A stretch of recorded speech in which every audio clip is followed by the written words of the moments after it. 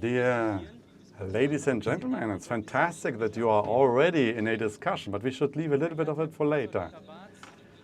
Dear Professor Dr. Barz, he has just arrived.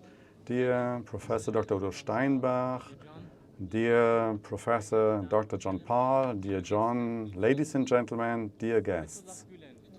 Fethullah Gülen, A Life of Hizmet. That is the name of Dr. Jon Pahl's biography that we are going to get to know in more detail today. On behalf of the Foundation of Dialog and Education, the Forum Dialog and the Association for Social Engagement, I would like to welcome you to this lecture today.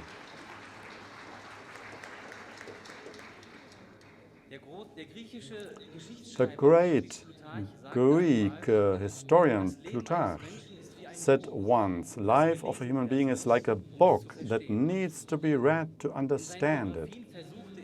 In his biographies, he tried to act like a painter of portraits, showing pictures of life in order to encourage his readers to emulate great personalities and take them as a reference.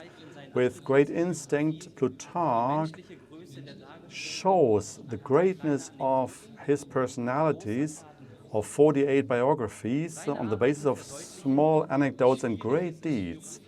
His works show how difficult it is to write biographies because it is a complex task that requires capacities of a writer as well as capacities of a historian.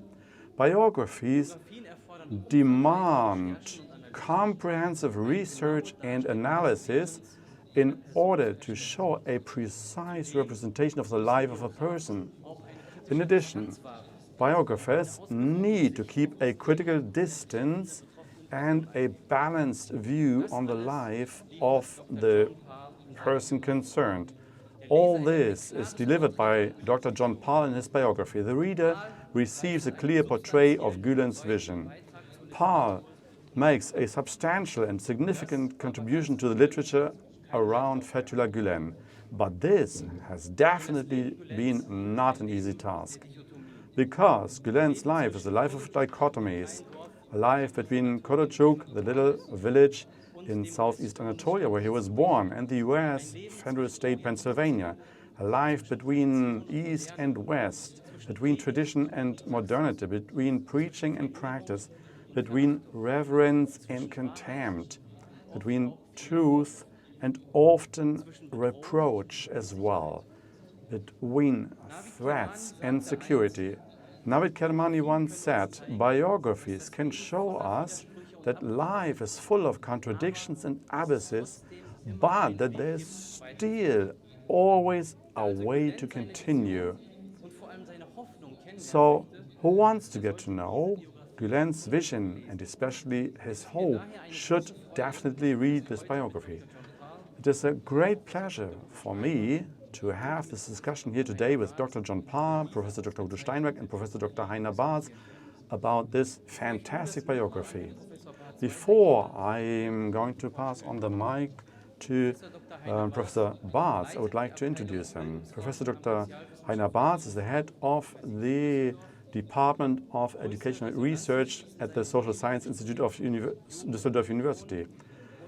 His empiric studies about youth and religion evoked great interest, which was promoted by the Foundation Mercator and the Vodafone Foundation. He is also a member of the Scientific Council of the renowned Science Institute. In the past, he has intensively dedicated his view to Fethullah Gülen and his teaching and the schools created on his initiative. I would like to wish all of us an intensive discussion and a lot of new insights in this topic. Thank you very much. Ladies and gentlemen, I would like to welcome you at this activity, and I think this mic works, doesn't it? Okay. This might work better. So I'm very glad about the invitation to be able to discuss together with you tonight. I'm looking forward to how Dr. Pahl is going to present us his great biography of Fethullah Gülen. But I would like to make some comments from my perspective. I myself have encountered the Hizmet movement for the first time 10 years ago.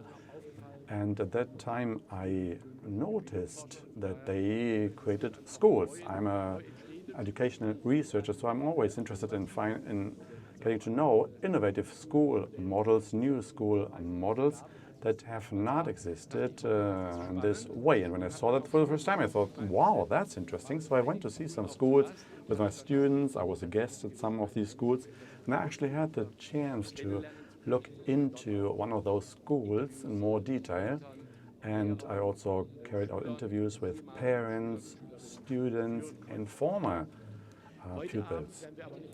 Tonight, we won't speak mainly about Gülen, but about the biography of Fethullah Gülen. Therefore, I will just leave this topic. I just want to explain how I came to that topic. As it was mentioned some years ago, I also made a study about youth and religion in Germany, an empiric study. So I'm familiar with religious questions and religious sociology. At that time, it was very interesting to me to have this approach of Charles Glock, an American religious sociologist who found 5 dimensions of religiosity. And I want to briefly mention them. He differentiated between the dimension of belief, credo, then the dimension of the rituals. How do they practice their religion? Via prayer, lectures, or other common or individual activities. And that is secondly the dimension of rituals. And third, the dimension of knowledge. What do people know about their religion, their foundation, their teachings, their founders, and the history of religion? That is the dimension of knowledge. Belief, ritual, and knowledge. And that is what in the religious sociological research you find as a question asked to people. Do you believe in God? Do you believe in Jesus Christ? This or that? These are the typical questions asked. Do you go to church or the mosque or a Friday prayer?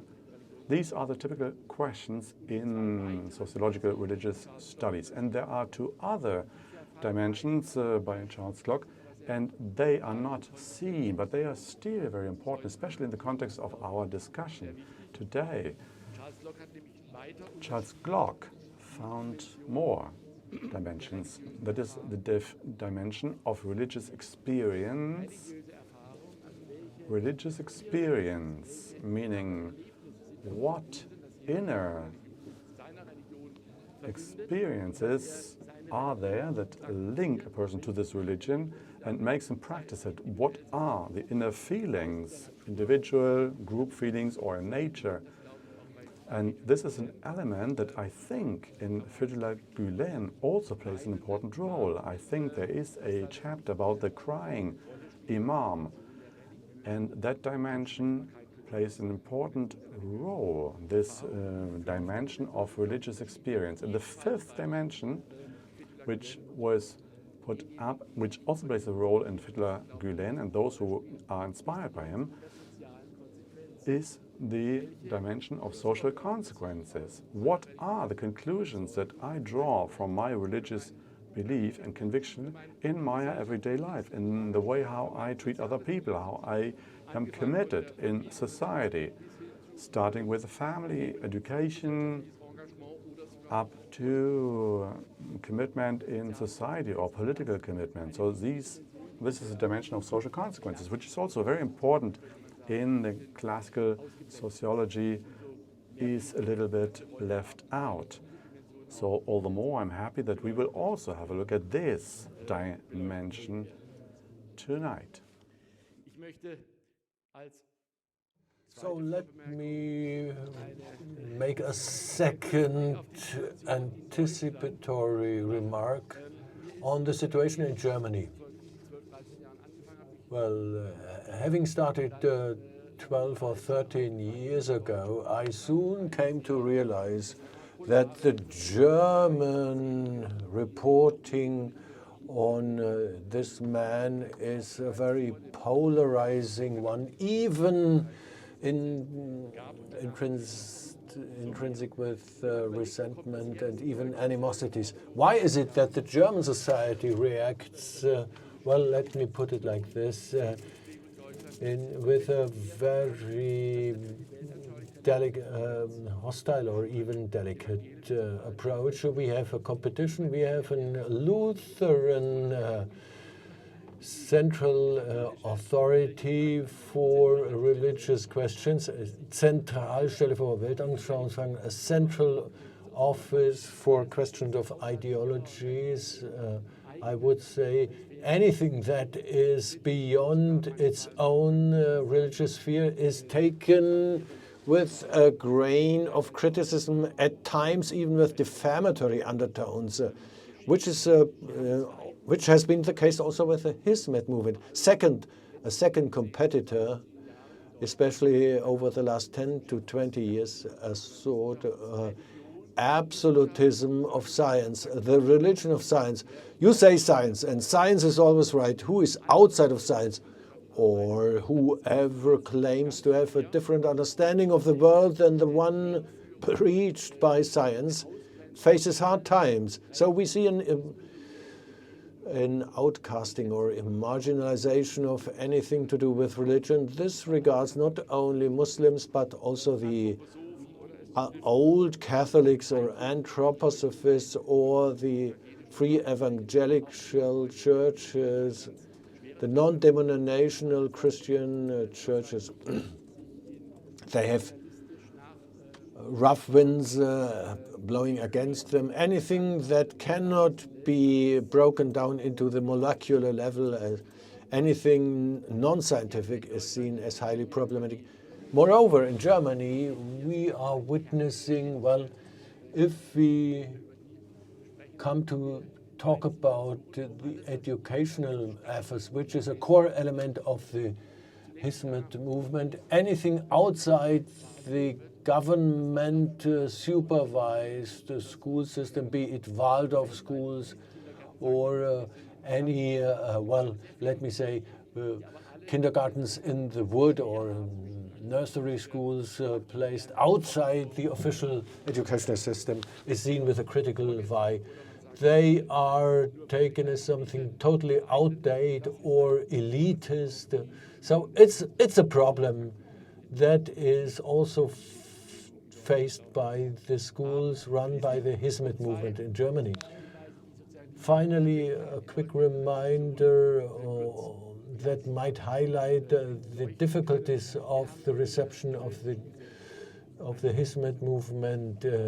We have a very mixed picture in the Turkish society. Well, there are several rifts inherent to the Turkish society. To understand these rifts inside the Turkish society is very difficult. You think you know Turkey if you know just one Turkish person, but everything you know is probably just one Kemalist individual, or you know a follower of the AKP party, and to disregard these highly nuanced and also highly heterogeneous other elements in Turkish society.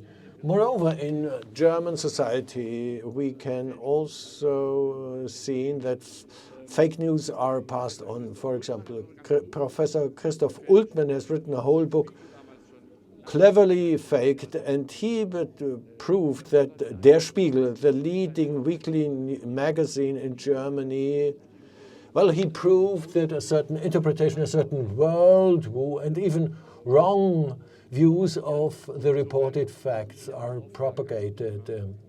Therefore, the press is not always living up to the pretended claim of objectivity. So it's difficult to get by objective reporting of those people that somehow refer to Fethullah Gülen and his work, his intentions, and his proposals. Now, the parallels that I can perceive between the global Hizmet movement, because it has reached a global level across all countries and continents, and another movement, the Waldorf movement, not the Montessori, that similar to the Hizmet movement, runs more than 1,000 schools all over the planet. And they have also universities, institutions of higher education. They also go back to the teachings of one person, Rudolf Steiner, Maria Montessori, Fethullah Gülen. Well, there are certain parallel strands. Well, I need to come to a conclusion with my preface. And I need to zoom in on the proper. Mr. Steinbach, you are going to the next one to see Professor Udo Steinbach. I'm happy to announce that you are going to deliver a keynote. Professor Udo Steinbach, you are somewhat my junior, but I have known you ever since he's the big Islam scholar. For decades, he was the head of the Islam Institute in Hamburg. He was one of the leading experts when it came to discussions about Islam or Islamic countries. His name has been a household name for many decades, so I'm all the more happy to greet him here.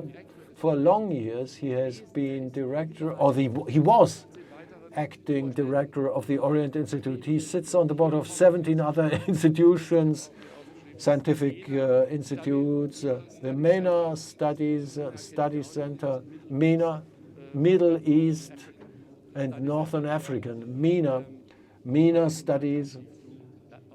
Then he's also sitting on the board of the Mäzenata Studienstiftung, Professor Dr. Udo Steinbach, and I'm privileged to welcome you. You are one of the most debated and at times even hotly debated scholars of Islam. Thank you very much for this overwhelmingly kind introduction. So it will be my task to give you a keynote address in just a few minutes, attempting to present Fethullah Gülen. Who is he, and how can you understand this man? And what about his future? What is my assessment of both his personal future and the future of the movement? Last Thursday, at the Wissenschaftskolleg, there was an evening staged on the topic of what is the role played by belief in theology today. In the invitation, it was stated, religious belief has lost its appeal or plausibility to so many people. Religious claims for truth are not to be taken for granted. Another quote from the introduction, is the reference to God still a constitutive element of theology? So you may talk about God, you may reflect on God without believing in God. This evening, things are totally different. Tonight, we are going to become acquainted with a man who claims about himself, or about who we can say, you cannot act without keeping an eye on the divine, or keeping it in your heart, or you cannot believe in God without making him visible in society. Fethullah Gülen is not a theologian. His training and both his general school career, his theological training, is rather rudimentary. He is what one might call a preacher, a preacher.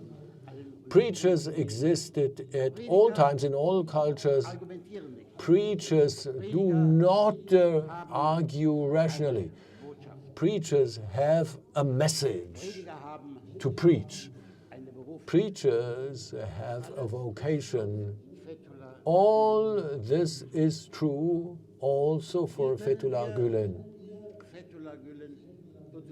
How can we localize Fethullah Gülen? We do not want to talk about preachers or prophets in general. How can we understand him? And what is his historic background? Of course, the historic time is such that he will continue to leave a mark as he did in the past decades. I understand Fethullah Gülen from two vantage points. First, the decline of the Ottoman Empire and its end. And the second vantage point is the establishment of the Turkish Republic as a secular state. On the one hand, the demise of the Ottoman Empire. The Islamic world was the loser, the Europeans were the winners. In the end, there was no longer the Ottoman Empire, and in the West, there was the prevailing view that Islam was an outdated religion. One of these North Stars, this shameful end of an Islamic order. And the second element is the founding of the secular republic. Secularism, religion is totally excluded from society. Religion is not only excluded, religion or the system is hostile to religion. Religion is taken away from society. The believer, not only in Anatoly, but also in other places. We are talking about Anatoly. So, the believer was in utter despair. What should he believe in? He had not lost his belief, but his belief was no longer appreciated. In the big cities, the powers to be were others that paid little attention to religious belief. It is in this environment that the preacher springs forth, in an environment where the theological academies were closed. So the preacher fills an empty space. The question arose to the societies of Anatoly. We will come back. Not only societies in Anatoly. How could one keep Islam alive while at the same time trying to grasp the key to modernity?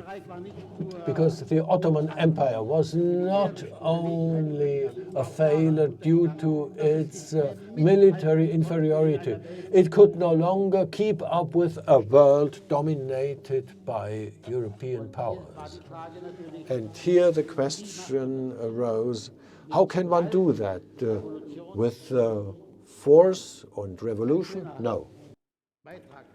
That is a good contribution, a good chapter in the book that we will hear about, how he also looks into matters and people who can today not be ideologues in the political Islam. It was not the political Islam that he was attracted to, it was something else. It was the service for the community. And that brings us to Hizmet. And if we look back, then we notice that some of the preachers in Turkey sensed that vacuum and they wanted to fill it. Said Nursid. Fethullah Gülen is not imaginable without Nasid Nursi. But he was inspired and went his own way. Both Said Nursi and Fethullah Gülen have lots of things in common. They lived in very humble conditions in the eastern part of Turkey, not from Istanbul. One of them is even a Kurd. So they grew up in areas where religion is lived, where they do not only talk about it, where they practice it. So there were no theological disputes or professors who don't believe in God when they talk about God. It is, in the end, concrete action that they saw. And that is also expressed in this biography that we will look at. There are 4 or 5 things we will hear about, 5 key elements in the life of Fethullah Gülen. That is the integrity of participation in non-violent practices of Islam and principled pluralism, which also manifests in a commitment to dialogue. These are essential approaches in the activities of Hizmet, and engaged empathy, the will to work to overcome suffering in the world, a commitment to education, and in the end an organizational model of social enterprises. So our writer who summarized it as Islamic humanism. It's about the human being in a religious, in this case, Islamic dimension. At the end of the long way that Fethullah Gülen and Hizmet went, gets a global dimension. It goes beyond Turkey, Anatolia, it goes to Africa, Central Asia, Europe, as my predecessor just mentioned. So it is about education and equal participation at a global level, not only in one society. There's a global demand where, in the end, the living together of all people in peace in a developed order is based on, which is a new world order in a way. Because the crisis is not just a crisis of Anatolia, it is not a crisis of Turkey, it is a crisis of the whole world. But all this, and with this I come to the end, happens in the political space. In the space of the Kemalist Republic, much is spoken about it. Fethullah Gülen is a citizen of the Turkish Republic and had to deal with the Turkish authorities, often in conflict and from a critical standpoint. But it is also the political Islam, and in the end, of course, it happens in agreement or with a view to the new order of 2002 as it was initiated by the AKP. So he had to also deal with Erdogan. And that is a decisive situation. Erdogan and Fethullah Gülen both claimed legitimacy of their action based on Islam. On the one hand, preaching peace, creating education, and on the other, in the political space, for his political party. However, Fethullah Gülen preached that a resilient civil society without restricting religion and human rights is in line completely with authentic Islam. Humanism means participation and empathy with all human beings, independently of their race or belonging. So education is a linking element. A political leader like Recep Erdogan was very coherent in his way and in different ways by exploiting popular Islam for his benefit, and it is used for his authoritarian political ambitions and in manipulation and control of people in order to enrich himself and his fellows. We know the face that brought him into prison in 1996.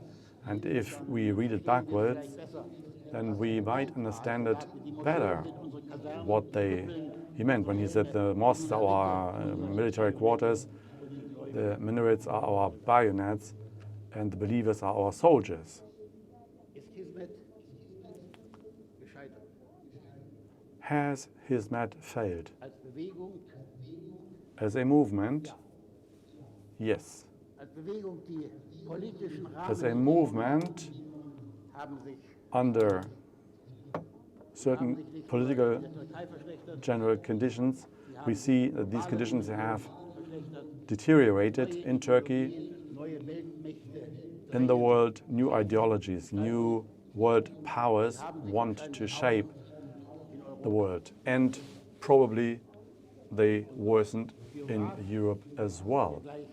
And our biographer, who will soon take the floor, confirms that. He said Hoxha Effendi, before he dies, will not see Hizmet coming back to his full strength.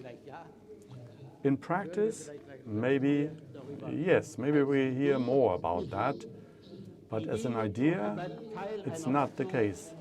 The idea is part of a whole for global justice, for the human being to survive.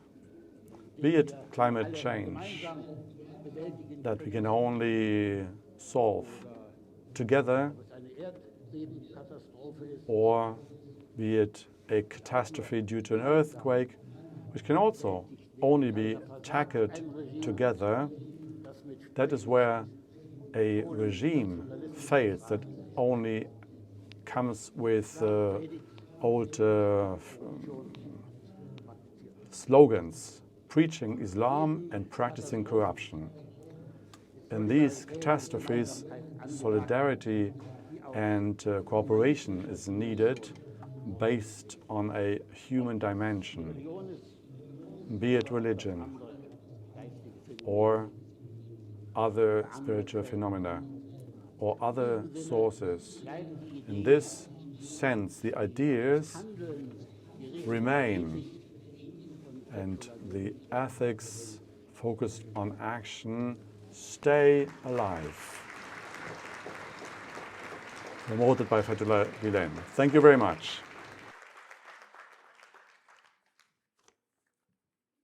Wann habe ich angefangen? Ich weiß jetzt nicht genau. Dear colleague Steinbach, thank you very much for this opening perspective on the action and the personality and the work of Mr. Pahl with your keynote. Thank you very much for this. Later on, we will have most probably also a chance to discuss, but now it's my task to present Jon Pahl. Jon Pahl is professor for history of Christianity at the Lutheran Seminar in Gettysburg in Philadelphia. He is a historian who looks at religion and the history of Christianity especially.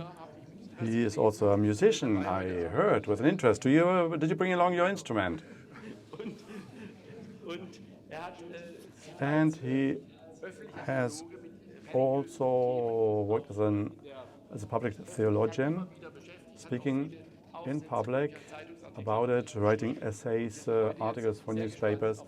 And today we are really interested to hear what you would tell us about this wonderful biography of Fethullah Gülen. The floor is yours. I thank you most kindly for the invitation to be with you tonight, and I thank you to all who participated in organizing this amazing book tour.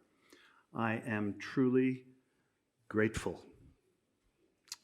My topic is the authentic Fethullah Gülen, how the Hizmet movement he inspired offers a hopeful alternative to religious nationalism and the backlash to globalization. My talk will take us through a brief attempt at levity and then raise a series of questions. Who is Fethullah Gülen? What is our context? Why did I write this book? I'll then outline the book for you, including reading from a section of each chapter. I hope by my conclusion, which will be the final pages of the biography, you will recognize the Hizmet movement, inspired by Fethullah Gülen, as a hopeful alternative to religious nationalism and the backlash to globalism. Sound good? Okay.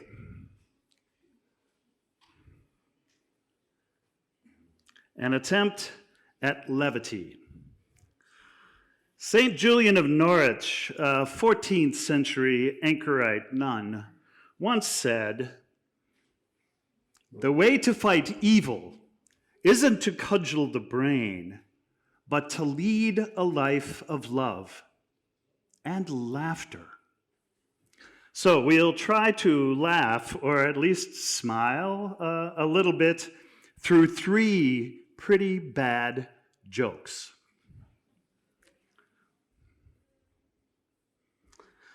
First, a mommy joke, based on my family's immigration experience from Germany to America in steerage. Mami, ich will nicht in die Vereinigten Staaten. Sei ruhig und schwimm weiter. Okay, a little anyway. Sorry. She is. Second, a little Fritz joke. My father's nickname as a child was Fritz. His name was Fred. Lehrer, wo wurde der Friedensvertrag von 1555 unterschrieben? Unten rechts. Finally, a Black Sea joke. Was passiert mit einem roten Stein, der ins Schwarze Meer fällt? Er wird nass. Okay. Getting serious. My mentor at the University of Chicago introduced me to his favorite poet, Rainer Maria Rilke, who will give us our starting point for this evening. I would like to beg you, as well as I can, to have patience with everything unresolved in your heart, and to try to love the questions themselves, as if they were locked rooms or books written in a very foreign language. Don't search for the answers which could not be given to you now, because you would not be able to live them. And the point is to live everything. Live the questions now. Perhaps then, someday, far in the future, you will gradually, without even noticing it, live your way into the answer. We'll begin then with some questions.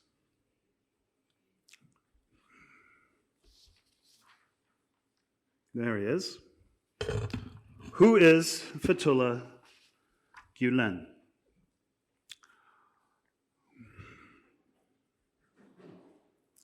That question begins to get an answer if we simply study where he lived in Turkey during his years there. He was born in Korucuk, in a tiny and poor village near Erzurum, in Turkey's northeastern corner. He then served his first appointment as a preacher in Edirne, in the far northeast, Thrace. Mandatory military service took him to the capital of Ankara and elsewhere, and he then served mosques in Izmir, around the Aegean region, and in Istanbul for the remainder of his years as a preacher. Since 1999, as is well known, he has lived at the Golden Generation Retreat Center in Pennsylvania, where he continues to teach, preach, and write as his health permits.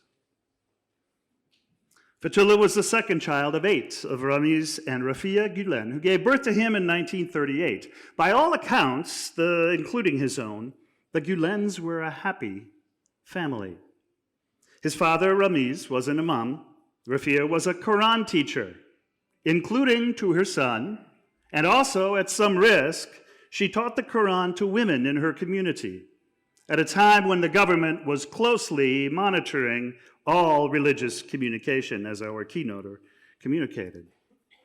Gülen went to public schools only through 2nd grade, after which he studied Sufism and Islamic theology in madrasas in and near Erzurum, preparing to follow in his father's footsteps and become a preacher. In 1958, at age 20,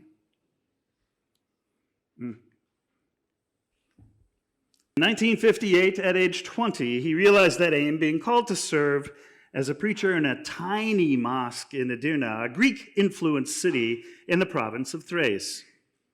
Edirne had a reputation for being a secularist stronghold, and Gülen quickly discovered that he could not, quote, preach Erzurum in Edirne, as he put it. His service as a preacher was interrupted in 1961 by mandatory military service required of all Turkish young men. He served for 2 years, mostly as a radio operator, mostly in Ankara, while continuing to preach as a guest in various mosques. It was during his military service that he first ran into trouble with secular authorities, who were on edge following the 1960 military coup. Despite these difficulties, which led to a brief leave of absence for health reasons, the years were fruitful for him.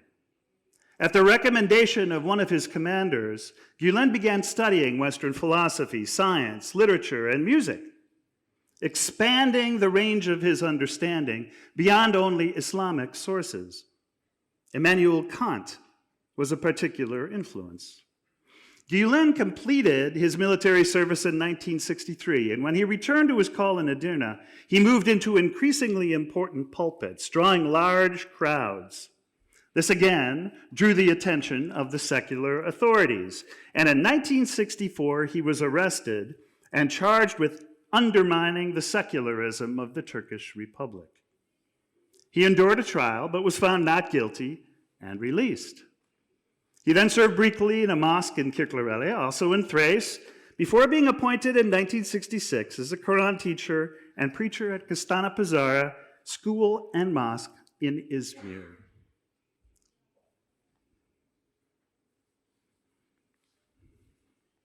Yep. It was in Izmir that something identifiable as the Hizmet community began to develop. Gülen was worried about the setting. Izmir was cosmopolitan and perhaps even more secular than Edirne. "I will drown there," said the young man from Korucuk. Instead, he flourished, meeting with Jewish and Christian leaders, building bridges with political figures, police, and business leaders. Those business leaders began raising funds on Gülen's council to open and eventually build dersanes, dormitories, for students coming to Izmir's many universities from the Anatolian countryside. The dersanes proved attractive to Muslim parents as a way to help their youth transition from rural to city living, and they soon multiplied all over Turkey. Gülen also began holding summer camps for youth, a popular practice in many contexts, but not typical in Turkey. His sermons, often for weeks at a time on a single theme, such as faith or fasting or women, for just a few examples, would be advertised in advance, and the mosque would be full to overflowing. Friends also began recording the sermons and circulating them widely. Such attention once again riled the secular authorities, and following the so-called coup by memorandum in 1971, Gülen was arrested and jailed for 6 months when he was released in a general amnesty. Following his release, Gülen began a kind of itinerancy that would mark the remainder of his years in Turkey.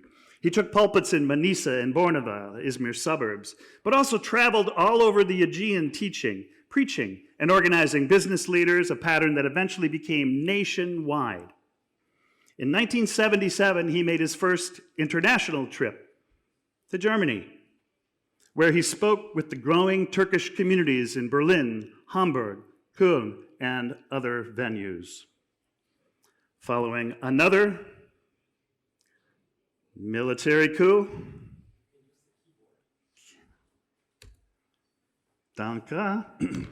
following another military coup in 1980, Gülen was prohibited from preaching for 6 years and was under constant surveillance at his flat in Istanbul, where he had moved.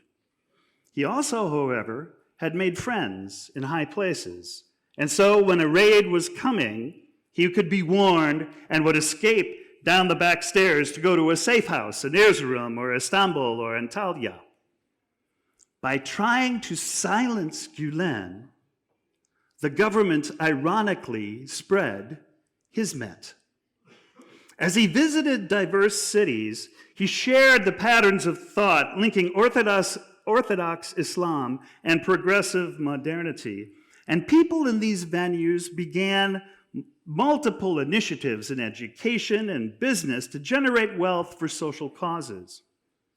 It was during these years that the first schools in Yamanlar in Izmir and Fatih in Istanbul began, led by trustees and organized around foundations of volunteers responsible for their governance.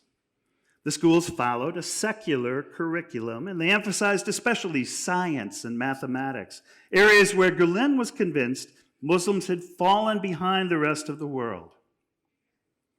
In 1986, Gülen, once again, was allowed to take the pulpit, and he began a pattern of preaching usually twice a week, once in Istanbul and once in Izmir. He preached for over a year on the topic of the Prophet Muhammad, peace be upon him, and his companions. By then, Hizmet had begun tutoring centers to help students do well on the Turkish college entrance exam, which became a significant source of revenue for the movement. And schools continued to be built at a rapid pace, first in Turkey, then in the Turkic-speaking countries of the former Soviet Union, and by the 1990s all over the world, including every continent. At the same time, the range of social businesses begun by people inspired by Gülen multiplied to include every range of human enterprise, especially media, construction, IT, think tanks, and disaster relief. And Gülen intensified his outreach in interreligious dialogue, welcoming the chief Sephardic rabbi of Israel to Istanbul, meeting regularly with Orthodox Patriarch Bartholomew I, and eventually making a pilgrimage to Rome to meet with Pope Jon Paul II. Yet another government crackdown, following the so-called postmodern coup in 1997, led to further scrutiny of Gülen and Hizmet, eventually resolving to much sound and fury, signifying nothing. By this time, Gülen was also experiencing health challenges, notably diabetes and heart disease. In 1999, he followed his cardiac surgeon to the United States, taking up residence at a former summer camp, now a retreat center, about 2 hours north of Philadelphia in Saylorsburg, Pennsylvania. Hizmet continued to grow all over the globe and in Turkey down to 2013.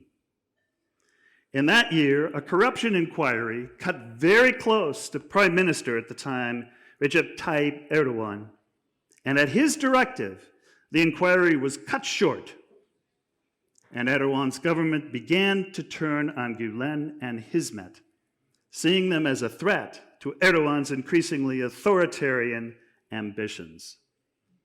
Governmental repression of Hizmet grew through a series of incidents in 2014 and 15, finally culminating in a theatrical but bloody failed coup attempt on July 15, 2016, which unleashed an unprecedented purge of anyone even suspected or accused of being close to Gülen, who was now labeled a terrorist. Since 2016, Gülen and the Hizmet community have been traumatized, to be sure, but also show once again signs of resilience that mirror what happened after every previous government attempt to silence the movement. Gülen's own health is fragile, but he continues to teach students and welcome guests at the retreat center as his health permits. Now, that quick overview obviously raises as many questions as it answers. Why did the government hate him so? I believe to live into that question, we must take a big step back from the messiness of Turkish politics to understand global dynamics that have characterized the past century or so. Asking another question, what is our context? I am persuaded by an argument of the Harvard neuropsychiatrist Steven Pinker that we live, until recently at least, with the tragic war crimes by Russia in Ukraine, we live in the most peaceful era of human history ever.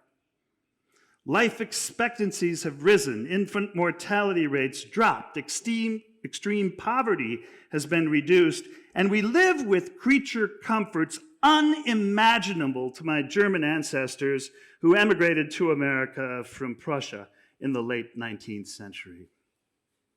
This long peace, see Immanuel Kant's 1793 essay on perpetual peace, this long peace follows from three developments that Pinker tracks.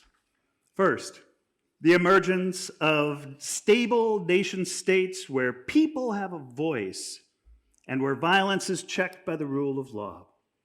Second, globalized trade networks, because peoples who trade with each other tend not to go to war with each other, war being notoriously bad for trade, as we have experienced over the past year.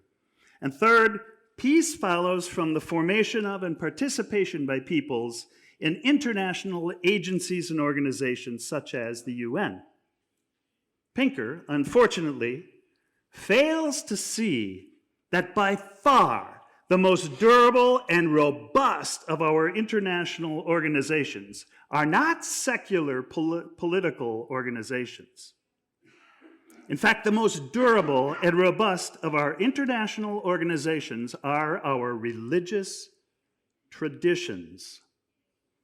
I'll return to that insight shortly. Simultaneously with the emergence of this long and global peace, however, is the emergence of what sociologist Mark Jorgensmeyer first identified as religious nationalism, or more recently as religious violence, in patterns cutting across nations and cultures. I believe we can most effectively understand this rise of religious nationalisms as backlash to pluralism and globalization, much as historian Tara Zara from Stanford documents occurred between World War I and II here in Europe in a book that I highly recommend.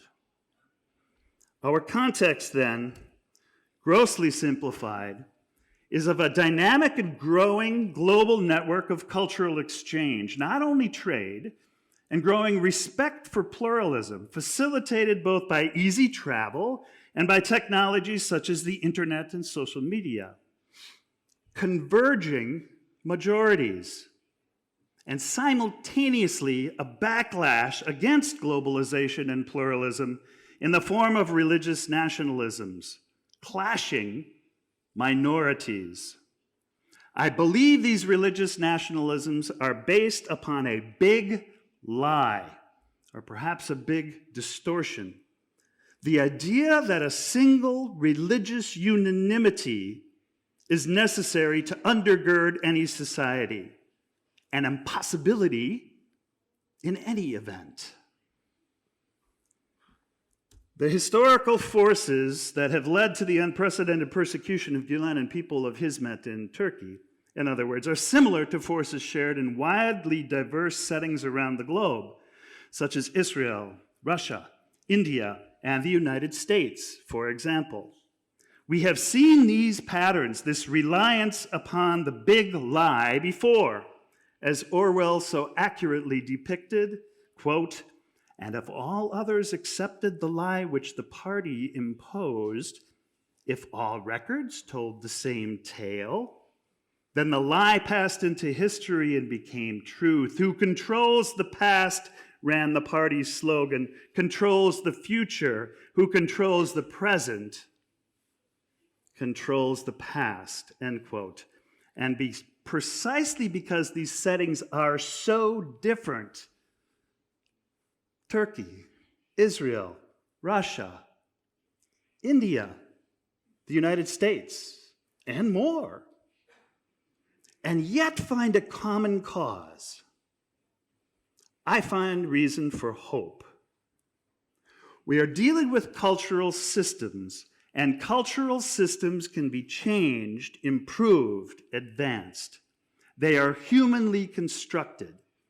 A change in one place can lead to changes in others.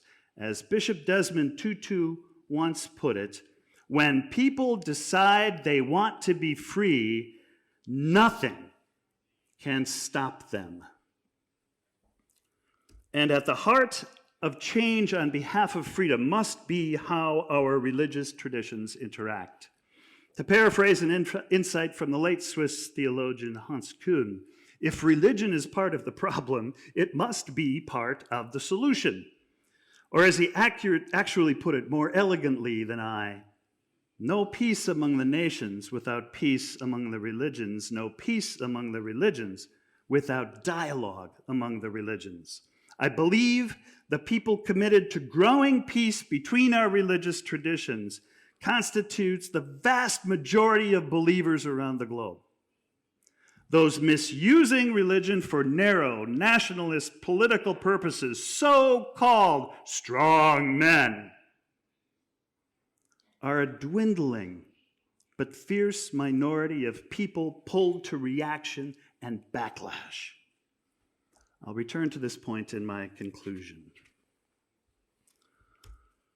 I wrote my biography of Fethullah Gülen then, first of all, to answer the question, how could a single individual both inspire a global movement and inspire such fierce hatred? I suppose as a Christian, I should not have been surprised by this conjunction of love and fear. Peace builders often find their ways strewn with obstacles, but I was. A growing part of my motivation then, aside from the obvious historical task of objectively uncovering evidence and narrating it as accurately and clearly as possible, an increasing part of my motivation became to counter the big lie that has tarred Gülen as a leader of a global terrorist organization, FETO. That lie was built on several others which had circulated for years, namely that Hizmet was part of a parallel deep state within Turkey, and that Hizmet was a cult.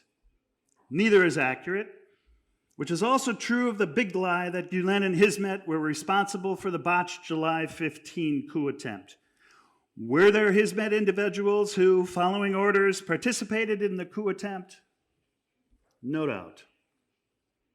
But to believe that Gülen and people of Hizmet would undermine 40 years of patient, müspet hareket, positive action by embracing violence simply makes no sense. And even more, it contradicts the evidence. The one man who did have at his fingertips the control of the military, was not an elderly scholar in Pennsylvania with limited computer skills, but the man who is now president of the Republic, Erdogan. And again, the purge of Hizmet civil servants began well before July 15th in a series of human rights violations that accelerated rapidly the very day after it. Consequently, I have sought increasingly to be intentionally corrective, to counter the big lie, and to clarify that the authentic Fethullah Gülen is a man of peace. He is a teacher and scholar who has inspired the nonviolent Hizmet community of volunteers to work for what I call deep peace, which is at the core to foster trust. Fethullah Gülen's historical significance is that he taught people to trust themselves as Muslims active in civil society.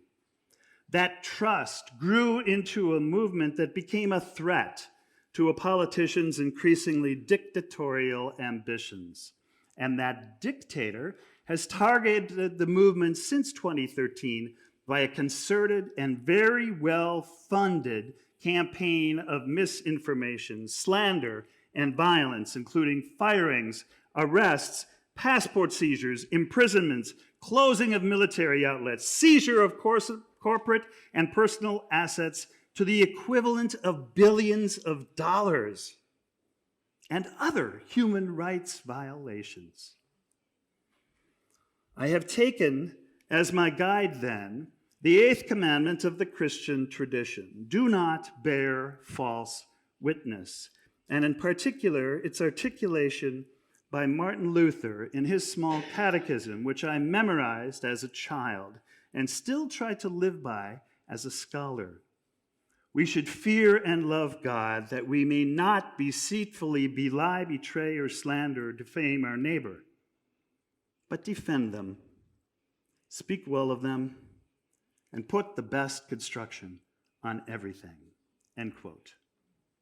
Let me assert also, however, that putting the best construction on everything in no way compromises my commitment to evaluating critically the evidence, all of the evidence about the life of Gülen and the Hizmet movement. I had no interest in writing a hagiography, and I believe I avoided that temptation. I'm a sympathetic outsider or a critical friend of the movement. What I mean then by asserting that Gülen and people of Hizmet promote deep peace can be clarified by what I call the peace-growing garden. Peace is simply the capacity of people to flourish. Peace is not a utopian dream, but peace is in fact the lived experience of people every day as they grow as human beings, more or less. Religions especially contribute to peace organically more than strategically. But peace can also be differentiated. I call basic peace the absence of war or other arbitrary violence. It is often called negative peace in peace studies because the absence of arbitrary violence under the rule of law is the most basic requirement for human flourishing, for having a voice and agency in how one lives. Policy peace, then, is generated through political and economic relations and is marked by the absence of gross inequality and by fair access to resources such as food, water, shelter, energy, healthcare, education, all those resources that promote sustainability and flourishing. In a word, policy peace is justice, realized again, more or less, in any society. Finally, deep peace is trust. And deep peace is generated through literacy, through nonviolent practices such as prayer, through engaged empathy, through principled pluralism, and social enterprises. I'll say more about each of these 5 topics as they are the topics of the 5 chapters in the biography. In other words,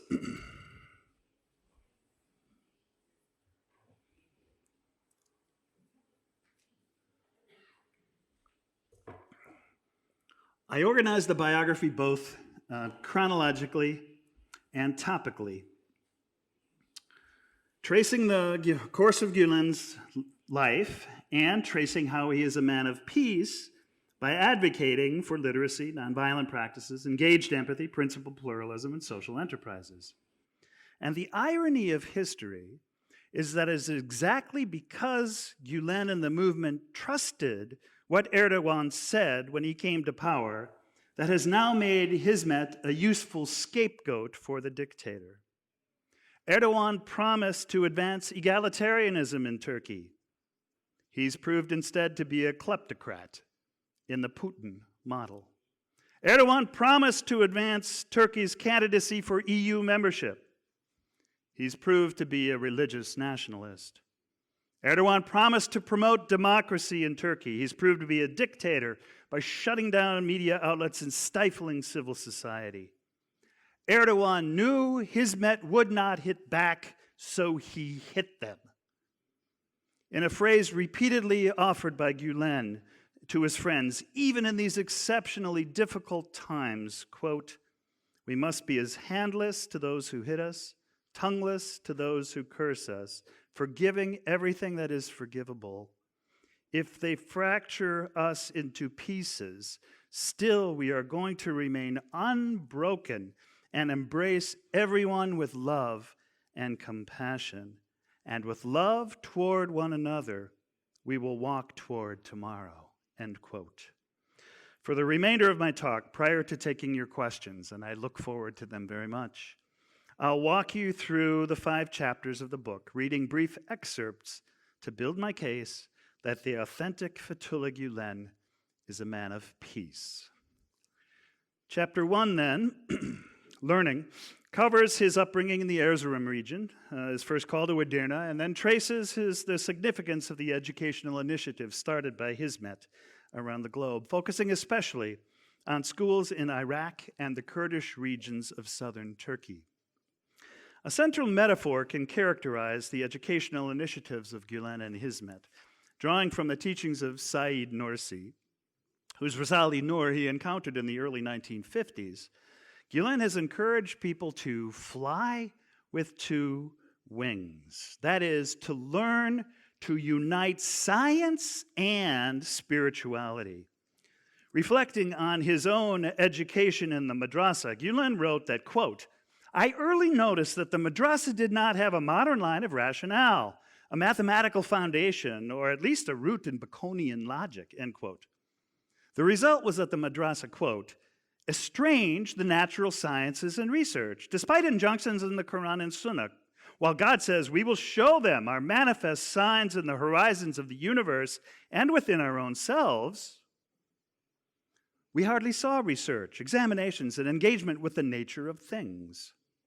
Although the Quran was read, the book of nature was left to the side. A clash emerged in the society, and the mind was separated from the heart," end quote. So uniting mind and heart, science and spirituality, is what it means to fly with 2 wings. And this drive for unity across disciplines is at the heart of Hizmet's educational enterprises. A school is a kind of sacred place, Gülen has said. And the movement, of course, has built thousands of tutoring centers, dormitories, primary and secondary schools, colleges and universities on every continent.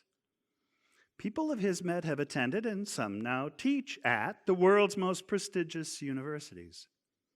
Through education, Gülen and people of Hizmet have fostered the literacy that grows trust, that grows deep peace. Chapter 2, We Were Young, traces Gülen's years in Izmir at Kastanapazara School and Mosque, which is where the Hizmet movement really took root. The chapter is structured around the 5 pillars of Islam: confession, prayer, pilgrimage, fasting, and charity, and traces Gülen's teaching on each of these 5 topics, while also tracking his growth and development. What began to emerge as he built relations with business and public leaders in Izmir was what we can call civil Islam, as opposed to political Islam. If political Islam seeks to use political party organizing to foster Islamic societies from the top down, civil Islam seeks to form faithful Muslim individuals who then contribute to civil society through their diverse vocations from the bottom up. That is, Gülen saw the formation of individuals through nonviolent practices like prayer as the crucial first step toward peace in a Turkey that was terribly divided by political factions. Working especially with youth, Gülen brought back from his first pilgrimage to Mecca the conviction that as a Muslim, he was a citizen of the world. He was above all a servant of God. And that meant, as he once put it, that to go from one place where there is Hizmet to a place where there is no Hizmet, to create Hizmet, is to do pilgrimage. End quote.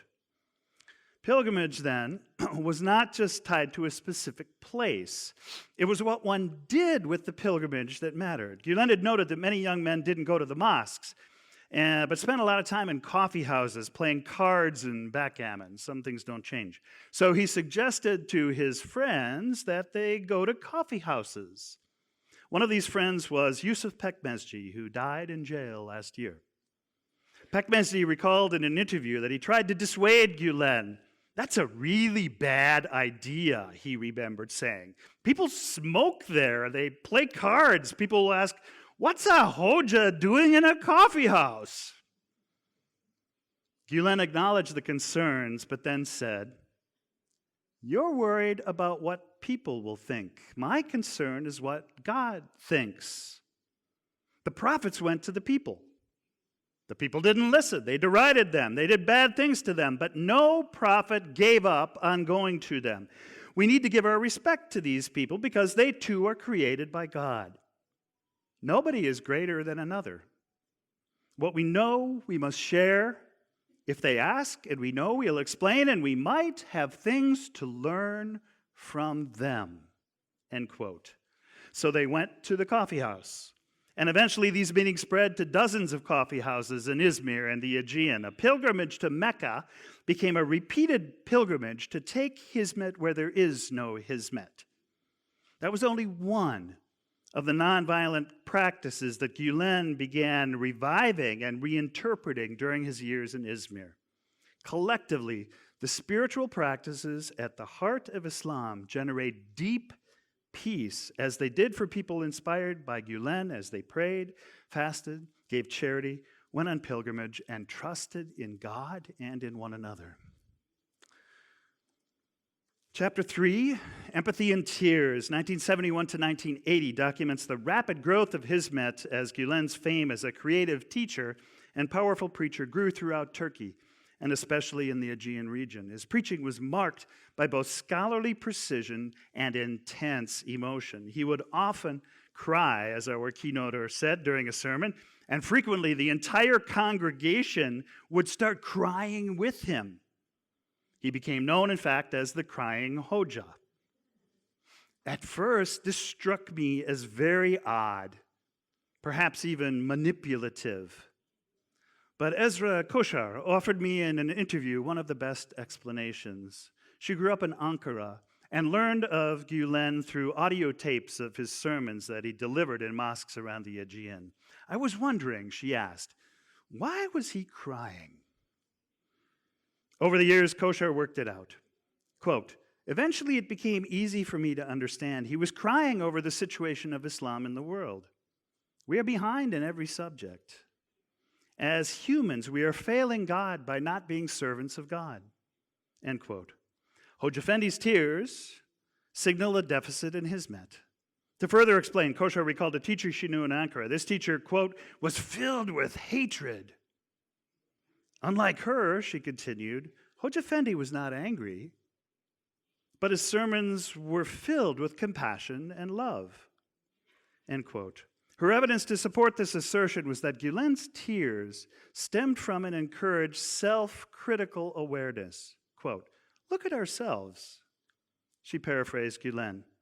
"And rather than being angry with people around us, rather than blaming others, look at ourselves. Why are we here? end quote. That positive approach, living the questions, as Rilke put it, gave Koshar hope to live a life of purpose through Hizmet. Gülen's tears were poetry without words, as he himself put it. In 1997, Gülen made his, In 1997, Gülen made his first trip to Europe, to Germany. He preached on the Prophet Muhammad, peace be upon him, here in Berlin on December 9th, and on moral accountability in the same city on December 10th. He then traveled to Bremen, Frankfurt, Hamburg, Cologne, and München, where he preached on or gave sohbets, conversations. At each site, he interacted with people who had been inspired by him, and with some who were simply curious about the Turkish celebrity who was in town. Gülen flew back to Izmir on December 16th. This was earlier than his original itinerary had anticipated. The trip did not go as expected. Some Turks connected to political Islamic currents in Turkey raised objections to Gülen's presence in Germany, and Gülen did not relish confrontation. The preacher from Erzurum was also homesick. As he put it, I had never been apart from Turkey and my friends for so long. Despite having been homesick, Gülen had enjoyed his tour to Germany, and it bore fruit with long-ranging significance for the Hizmet movement. Although there was friction, there were also ready audiences in nearly every city for his orthodox yet modern Islam, a hybrid that matched the experience of many Turks who had migrated to Germany since the 1960s, some in the audience tonight. Word of the crying Hoja had circulated among these Turkish expats, so Gülen had been welcomed with crowds, if not with friends, wherever he spoke. He encouraged these Turks to take a middle way, to integrate into German society, and to practice their Islam robustly and peacefully. Reflecting in later years on the opportunities he had to travel abroad, several more trips were coming in the 1980s and 90s, including a definitive one to the US in 99. Gülen observed that, quote, by visiting the States and many European countries, I realized the virtues of and the role of religion in these societies. Islam flourishes in America and in Europe better than in many Muslim countries. This means freedom and the rule of law are necessary for personal Islam. Moreover, Islam does not need the state to survive, but rather needs educated and financially rich communities to flourish. In a way, not the state, but rather community is needed for a fully democratic system, end quote. What I call engaged empathy was how Fethullah Gülen took his awareness of suffering, of the way Muslims had fallen behind, and translated that into practical action as servants of God to alleviate suffering insofar as possible.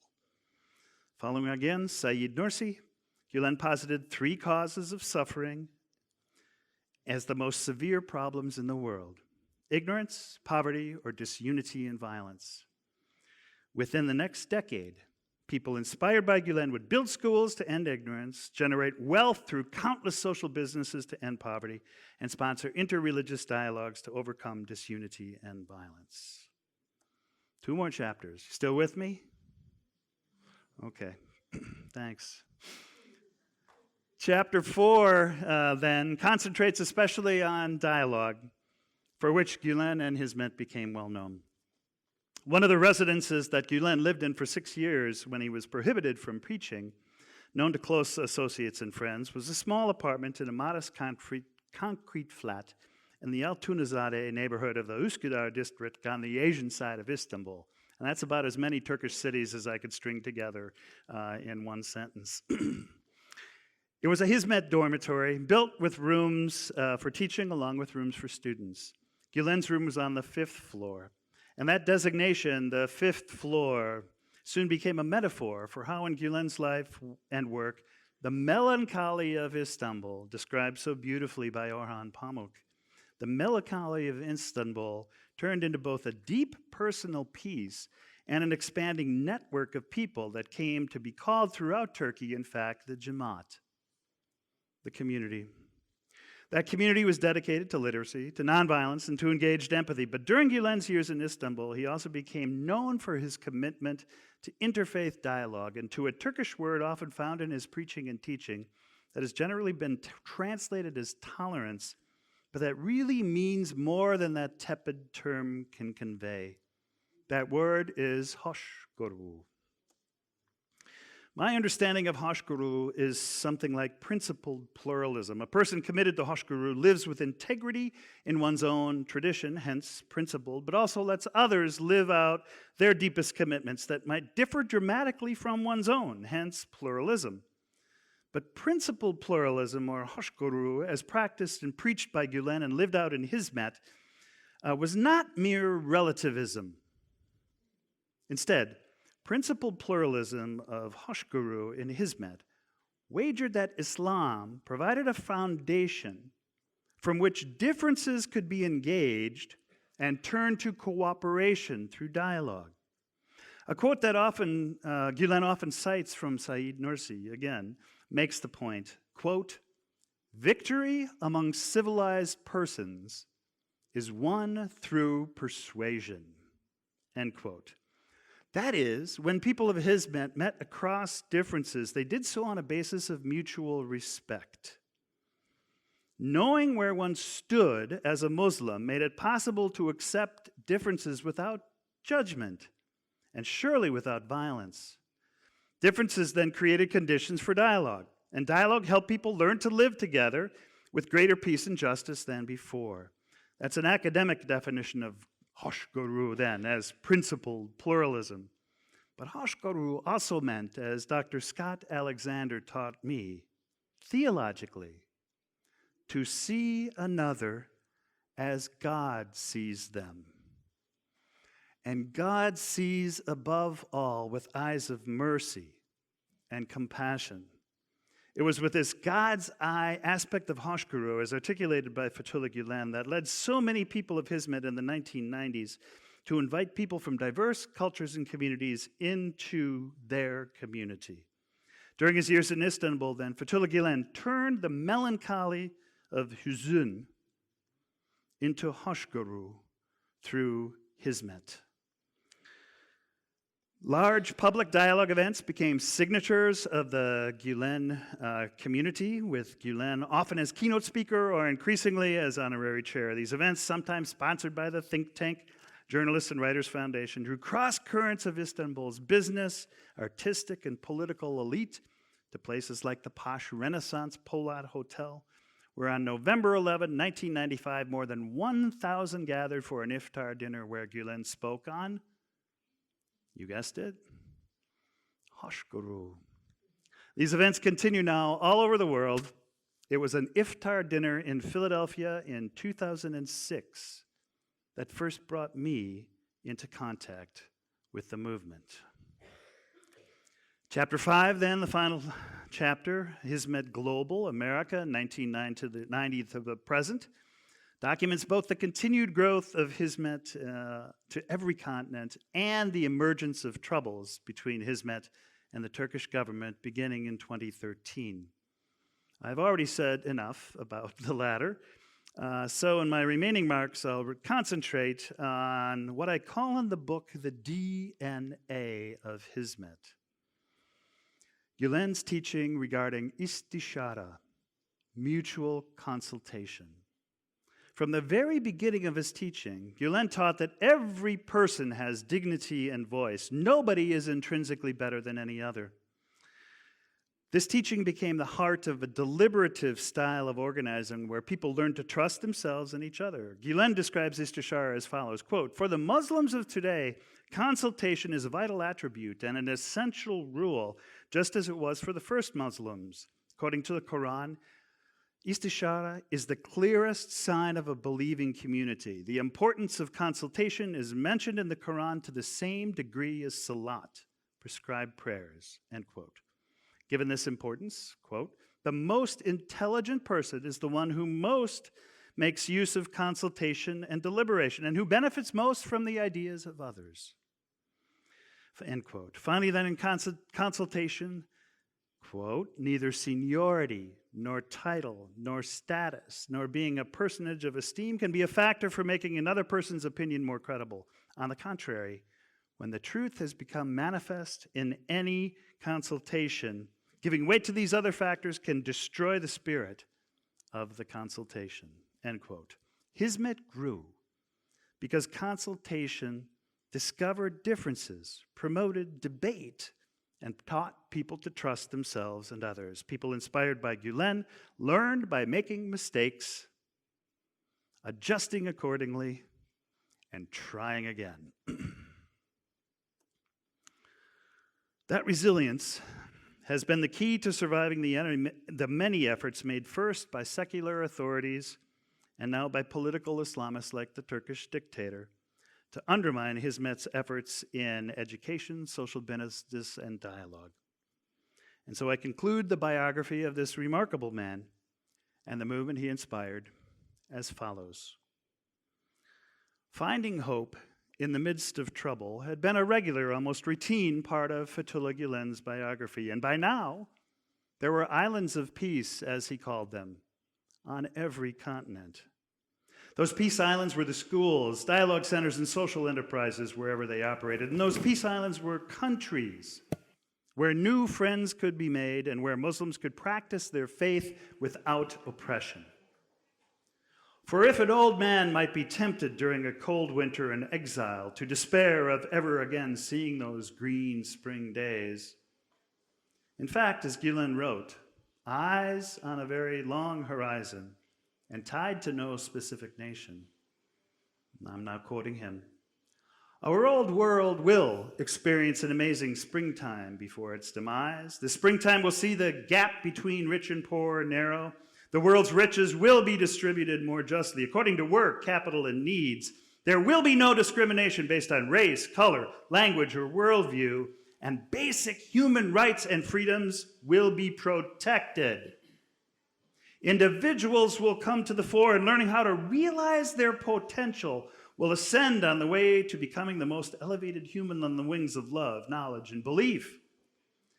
Yes, this springtime will be a time in which humanity will discover its real essence. Goodness and kindness, righteousness and virtue will form the basic essence of the world. No matter what happens, the world will come to this path sooner or later. Nobody can prevent this. We pray and beg that the infinitely compassionate one will not let our hopes and expectations come to nothing. End quote. In a winter of brutal strong men, such hopes for a glorious spring seemed utopian. Nothing more than a prayer. Yet if there was one thing Fethullah Gülen really knew how to do, it was to pray. So when he also encouraged people that difficulties increase in accordance with the greatness of the consequent reward, that too was a prayer. But it was also a maxim that had been proved in Fethullah Gülen's life, almost from its beginning.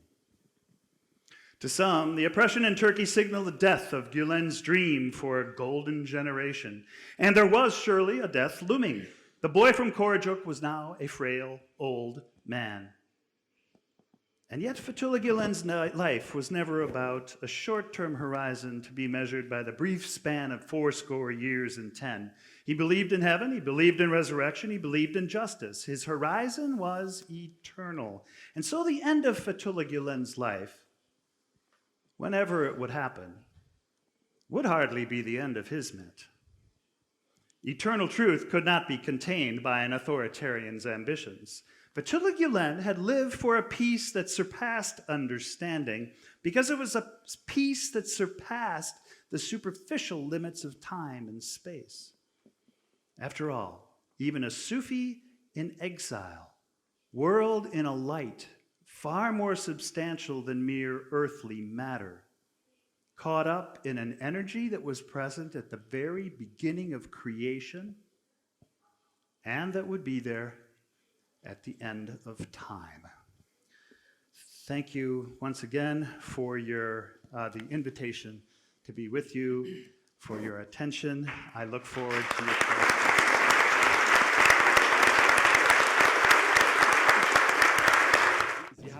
So you showed the image of a preacher, but you're also not a bad preacher.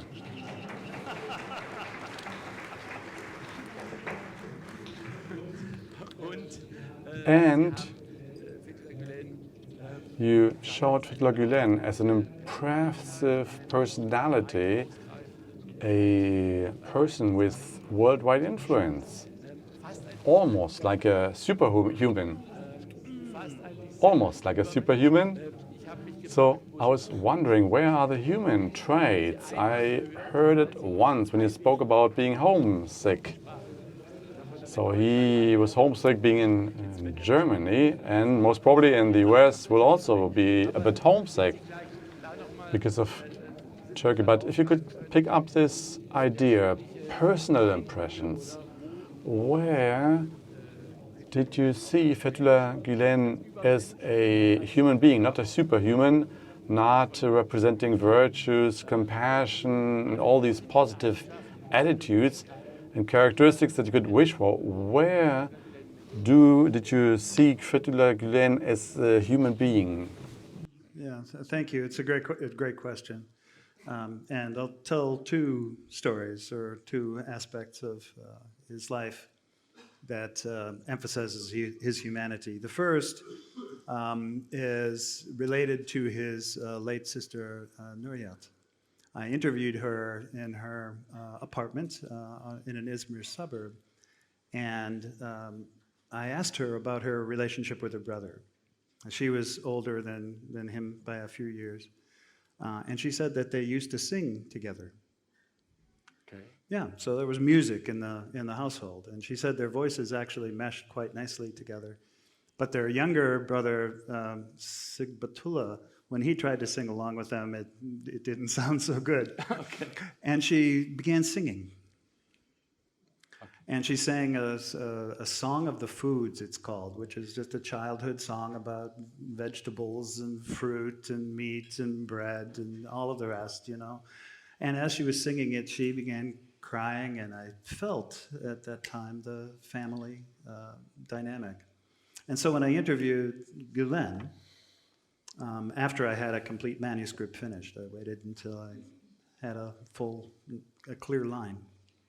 I asked him about this song, and he recited the words for me from his memory. So, he was raised in this kind of a family, a loving family that he remembered fondly and that he also struggled with as well. And the second is, there's been evolution in his thinking. Especially and importantly in this context in relationship to the Jewish community. Okay. He's been accused of anti-Semitism and has said he has learned from his dialogues with the Jewish community over the 1990s how to reinterpret some of the passages in the Quran that he believes have been misused and misunderstood to foster anti-Semitism. And of course, he has now become an ardent advocate against it. And I think that evolution shows him as a human being. Okay. Thank you very much. Thank you very much. I would now like to ask a question to Mr. Steinbach, to what you described as general, global, and historical traditions. You described Fethullah Gülen as an Islamic humanist, if I understood you right. Yes, that is also in the biography. So an Islamic humanist, and humanism is a current that is not necessarily based on religion. The human being is in the center and human capacities should be developed. So religious issues might be part of it, but not necessarily. But you also described Fethullah Gülen as a preacher, and you said preachers do not argue. I thought that was a nice formulation. Preachers don't argue. They have a message. They have a mission, a vision and a mission.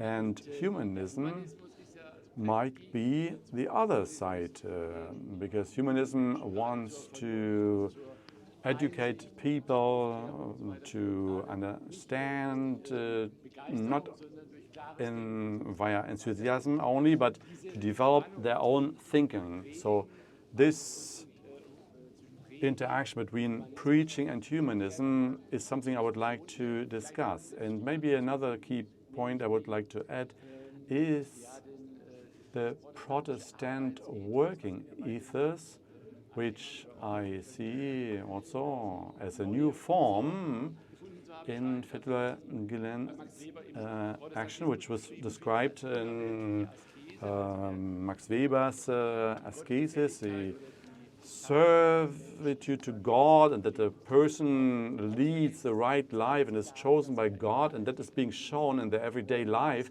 by doing the right things and by contributing with their creative power in their work. And this kind of tension and also seeing something Protestant in this Islamic form, I would like to know what is your view on that?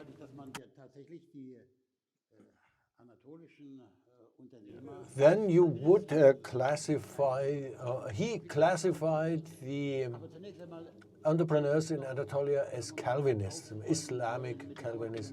I would do away with your net distinction between humanism and religious passion. Yes, we do have the Enlightenment in between, and it comes with a strong secular undertone. But here it is a claim to human essence, which comprises all forms of rationality and emotionality. So it claims to address human beings as a whole with the overarching objective to make coexistence together, explicitly not directed only at Muslims but at people of all faiths. This was the stand-alone characteristic. You went to Latin America, to Europe.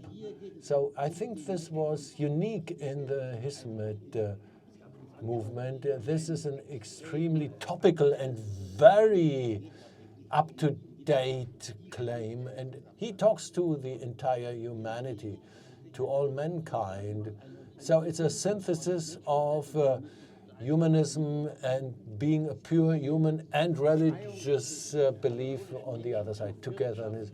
Well, the liberation of Turkish citizens towards economic activities is in line. While the Kemalistic secular movement was concentrating on the big cities, while Anatolia, the peasant, or the small industrialist, or the small and medium enterprises over all the decades were invisible, or were not to be seen on the political scene, if only during the 70s with Necmettin Erbakan, who was one of the trailblazers for Erdogan. It was still the frightened Anatolian citizen who voted for an Islamist party and the military. You refer to this. Well, the military crushed and quashed this type of religious existence. That it was the cornerstone of the development of modern Turkey. After 2001, the Anatolian humans were taken out of the corners, of the shady corners, and they were put on an equal footing, while the Kemalist movement was always focusing on the big cities. So it was a liberation of the entire society, which also reflected in economic success. We see it again. Erdogan has contradicted his own philosophy by oppressing the Gülen movement. He quashed the entire movement, and the economic problems resulting for today's Turkey are also triggered by this, because this enormous progress were, so to speak, oppressed again. They were capsized up and down. You highlighted the standalone trait of this movement and the impulse given by Fethullah Gülen that was spread globally. Well, I have thought about this. Do we have similar movements, similar trends, or similar personalities, outstanding religious models in the West? That might have been probably Dalai Lama, funnily enough, who does not come from the West but enjoys huge esteem in the West. For some time it was also Khomeini. He, for a certain period of time, was an outstanding Islamic leader, not only in Iran and in Persia. I would be interested to learn from both of you. How would you see this parallel between various personalities? Or is it totally off the point? Is it a totally different chapter talking about Khomeini or Dalai Lama or Fethullah Gülen? Well, the book I'm working on right now compares Fethullah Gülen to Gandhi, who is not a Western example, but has been influenced by Tolstoy and others, and has certainly been influential in the West. Gandhi and Lima Boy, the Liberian Lutheran Nobel Peace Prize winner in 2011. So comparing those three, but I really will track through that trajectory from Gandhi to Gülen to Lima Boy, the emergence of religious peace growing, I call it, in individuals such as Rabbi Jonathan Sacks in London, in movements like Religions for Peace, and in the ecumenical movement, the World Council of Churches, the National Council of Churches, in statements like the Muslim document, A Common Word Between Us, the most broadly based Islamic statement ever. Muslim leaders from 38 different countries, you probably know this better than I, that said finally it comes down to two things. Christians and Muslims, between us, we make up more than half of the world's population. If we actually practice what we preach, imagine what the world would be like. And what do we preach? Okay, I'm going to preach a little bit here more, just not too much longer. Two things. One, love God. Two, love your neighbor. And there are, again, many similar movements that emerged over the course of the 20th century, and many significant individuals. The civil rights movement in the United States, Martin Luther King Jr., Rosa Parks, Malala Yousafzai. I mean, they're just example after example that are comparable to Fethullah Gülen in his peace growing, as I see it. Okay, you said love God, love your neighbor. I would add to it, love yourself. Yeah. And that's why I think in the Western countries, Dalai Lama is has such a big influence. Yeah. Because this is a topic which is very important and which is. Yeah. Yeah, that's Herr beautiful. Steinbach, wollen Sie dazu was sagen? Yes, I take pleasure in replying to this. The seduction by Fethullah Gülen was palpable. And it is also written in the book that you deal with political Islam, with the Muslim Brotherhood, and Khomeini. Khomeini is the counterweight, by definition, the exact opposite to Gülen, politically and also militarily. And by the way, also Shiite. But this needs to be stated. I think you can forget about him. The political part, Khomeini with the revolution in Iran, based on a Shiite agenda that aims at power, and in the Sunni area, the Hakimiyya Allah, the sovereignty of God. These are opposed approaches, opposed to what Fethullah Gülen opted eventually for. You can forget it. The power of Khomeini, well, he became a politician from the scratch. He created his own enemies, and he also questioned his own revolutionary achievements. The Islamic State, as the acme of, as the summit of the jihadism, of the political Islam, was doomed from the beginning. It was doomed from the beginning. It was up for failure. Well, Gandhi, well, he is the man who brought about the independence of India. Gandhi is a humanist, role model for so many, and similarly the Dalai Lama. But Gülen has another dimension. He has a global dimension to his deeds, and he talks to people on a practical level. Creation of education and communality. This is different to what we associate with Dalai Lama or with Gandhi.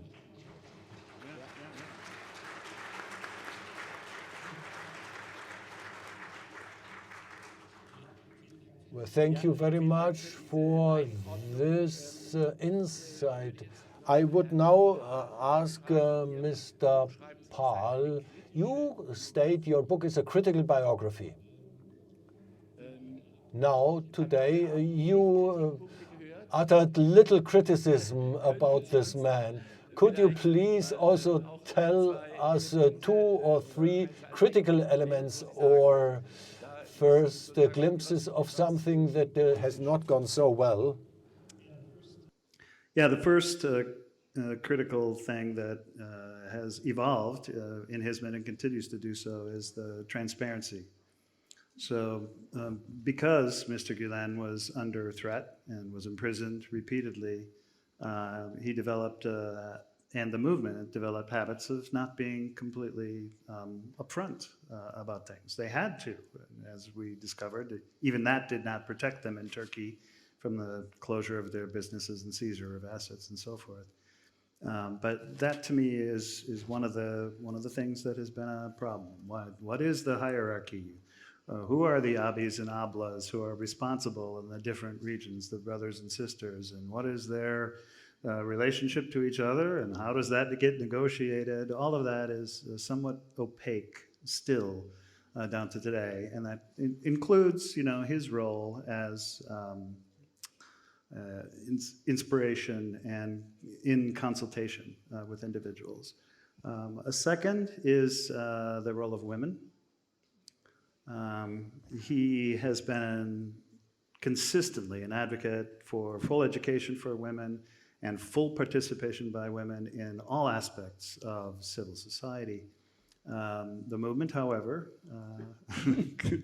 reflects a deep patriarchy in Turkish culture, and that's true of many secularists as well in different forms in Turkey. And Gülen's own thinking has also evolved in some ways on that, but there are some blind spots still, I think, that I could point to. But again, that's not my task. It's a critical biography, reading the evidence, telling his life story, and somebody else has done a pretty good job of coming up with critiques, I think. Okay, thank you very much. Mr. Steinbach, any critical points or things where you might criticize the Hizmet movement, or could also release some recommendations for further development? Well, we have given them already. A gentleman is sitting in front of us who had a lengthy session with us to clarify this. What went wrong? Probably. I do not want to repeat everything that has been stated back then. The cardinal mistake was that he close ranks with Erdogan, because both were interested. And the biography highlights this beautifully, but it became very soon clear that they followed different objectives, different methods. Certain elements of the movement in Turkey or Turkey have been captured by Erdogan for too long a time.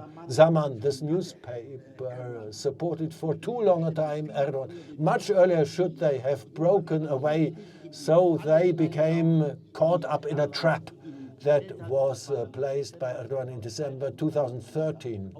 And also the military coup that was prepared to crush the movement altogether. That was the cardinal mistake, and this needs to be reckoned with. We are sitting here in Germany, we are talking about Hizmet. well, for the foreseeable future, Hizmet would be well advised to constitute itself as a German or European association. This global approach that had been cherished for decades until 2013 or 2015, I think in the foreseeable future can no longer be pursued. Too many things have happened. Too many things need to be dealt with or need to be studied in Turkey itself. The Turkish ambassador joined our reunions. It was never about the internal conditions in Turkey. It was only about the Turkish-German relationships. In the end, things happened in Turkey that shifted the Gülen movement into this situation where it almost drowned in Turkey itself. Thank you very much. So tonight we also want to give the public, the audience, the chance to ask questions to the two colleagues here and to me. So if that is the case, then we will give you the mic. But just one thing, we have looked into the past. We have to work out certain things. But looking into the future, Fethullah Gülen is almost a Superman, but he's not immortal. So the question is, what will happen with the movement once he will have died? Hopefully in 20, 30 years, but it could be in a shorter time. Are there any fears or new opportunities, or is it completely open? Mr. Pahl. There are likely to emerge struggles. That's human, right? And the only honest answer a historian can give to a question about the future is, it depends. But I do think we see, what I see is resilience and increasing globalization, multi-centered. I don't think just Germany will be the center, or Great Britain, or America, or Australia, but I think there will be multiple centers, and I don't know what the structure will look like. I can't project.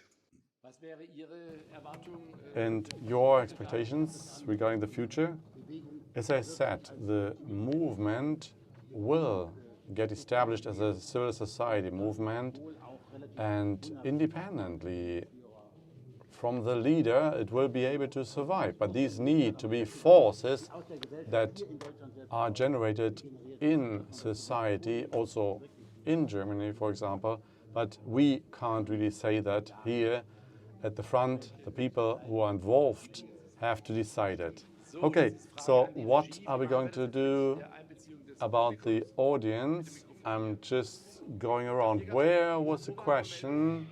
There's a microphone. You wanted to say something, the lady, and over here. Well, let's start here. Thank you very much. My name is Jon Pahl. Hello, Udo Steinbach. I want to pick up an idea that you mentioned and continue that idea. I share your analysis, but I want to add something more optimistic. Since the so-called military coup, the Gülen movement in Germany has managed to become a relief organization in Germany, and elites are leaving Turkey. That is a new phenomenon that the official opinion in the Federal Republic does not yet recognize it. We had a lot of years poverty coming from Turkey. Now we get the best of the guest, and that is tragic for that country.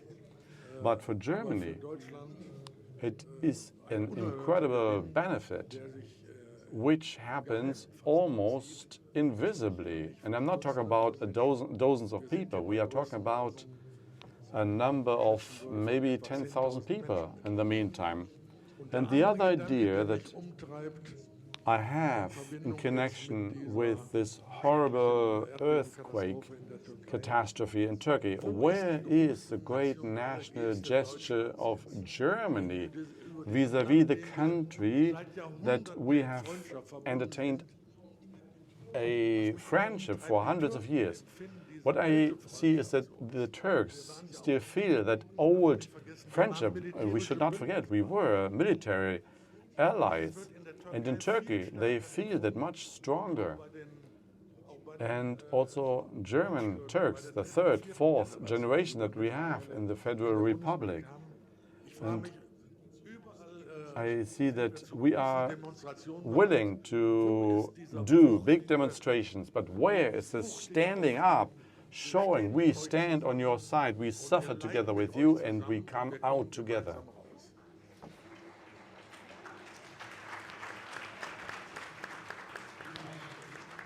Thank you very much, Mr. Thies. This was more a comment referring to areas that we have not yet discussed, but which are still very important. Okay, so I would then go on to the next person. Thank you. Well, basically, there is just a small question that I find more and more important when I was listening to you. First of all, to all three of you, thank you very much. That's the first thing I would like to say. And secondly, how did Fethullah Gülen speak about your book and the political statements? You spoke about backlash to globalization. And the anti-capitalist variation that you have mentioned was not sharp enough, in my view. Did he also add something with his civil society movement? And was he enthusiastic about the book? I could imagine that, but I would just like to know it. Thank you very much. Yeah, thank you. Herr Pahl, it's your turn. For that question, first regarding the backlash to globalization, that is something new for Das ist tonight. etwas This is the Neues first time I have heute spoken. Abend. Das ist das Mal, dass ich darüber gesprochen habe, über diesen globalen Kontext, in dem ich seine Arbeit auch verstehe. Er würde darauf He nicht would not respond to antworten. that, Aber but er yes, hat he sehr has said very nice angenehme things Sachen über das Buch about mir the gegenüber book, geäußert. Und for da which bin I'm ich sehr grateful. dankbar. I mean, Man you hope hofft, that when you tell dass someone's man life story, you wenn won't man screw it eine up. Biografie eines Menschen, dass nicht alles And durcheinander I bringt. learned how Und complex man any muss natürlich single sehen, wie human life komplex is. jedes And, menschliche to Leben ist. Und choose dann wirklich which auszuwählen, moments to welche highlight, Momente man was an heraussieht, das extraordinarily ist ein complex schwieriger process, Prozess. but also one that Aber brought es me hat mir auch great sehr viel joy. Spaß gemacht. And Ich habe you know, I mit did ihm not nicht speak with him until gesprochen, after I bis had a ich dann complete tatsächlich das manuscript gesamte done. Manuskript So I could fertig ask hatte, him sodass very ich ganz specific spezifische Fragen questions, and I was a little stellen worried. konnte. Aber What natürlich if, habe ich you know, he mir was not Gedanken at gemacht, all was like I ist, wenn thought er was ganz from the anderes sagt, als evidence, das, but was ich hier I'm recherchiert happy to habe. report that Aber ich habe mich gefreut, we dass wir uns found tatsächlich ourselves dann auch in in a einer sehr rich and good reichhaltigen conversation that Gesprächsrunde reinforced what I had gefunden found habe, in die the auch bestätigt hat, was documentary ich in den evidence. Dokumenten herausgefunden habe. So Aber thank vielen you Dank for the für die question. Frage. Das ist eine gute Frage. It's a good one. Thank you, Jon Pahl. Danke, Jon Pahl. Wollten Sie noch was sagen? Danke für diese wunderbaren Abend. Ich möchte zwei Fragen stellen, eigentlich drei. Eine davon ist schon gefragt worden. Shall I speak German or English? Okay, then I speak in German. I would have two more questions, Mr. Pahl. I had the honor to read the whole book and also to correct things. But yesterday only I met you personally. And I would have asked you, what was the challenging moment when you wrote this biography?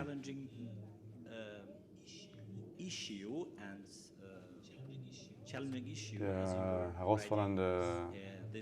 herausfordernde Thema, als Sie diese Biografie schreiben. Das ist die erste Frage. Die zweite Frage, you have spoken about civil Islam. You have said that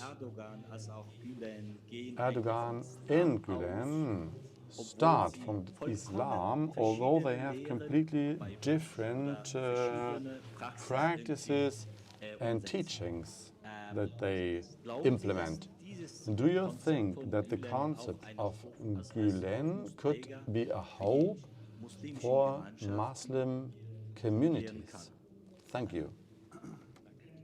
Thank you for the questions, Arhan. Nice to see you again. Regarding the first question, a difficult moment. I'm a historian, so I like to have some distance from the things I read about, decades, centuries even.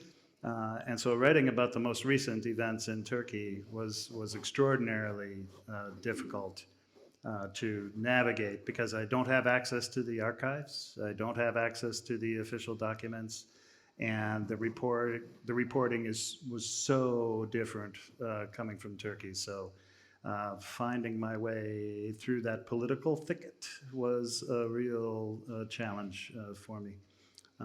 But when I feel good about where I landed with it. Granting that I am no expert on any of this, this is my layperson's historical perspective or approach.